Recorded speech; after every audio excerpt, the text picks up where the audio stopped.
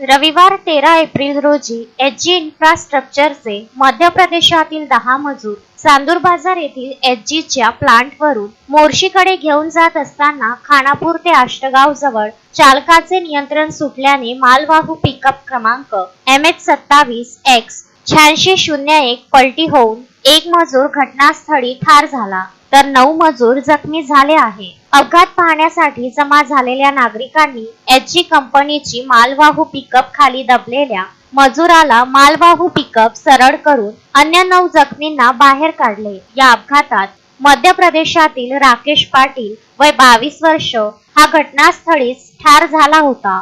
पप्पू काजदे वय 20 वर्ष, राजा काजळे यांना गंभीर मार असल्यामुळे पुढील उपचारासाठी अमरावती येथे रवाना करण्यात आले आहे. त्याचप्रमाणे अन्य जखमींची नावे मुजा काजदे, सुनील काजदे, रंगभाऊ श्रीपाद यादव, सालक राम सालवे, लालसिंग काजदे, अर्जुन चिराले राहणार सर्व मध्य प्रदेश हे गंभीर जखमी झाले होते.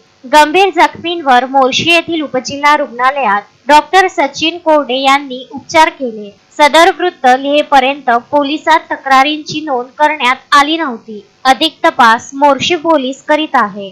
संजय गारपवार, विदर्भ न्यूज, मोर्शी.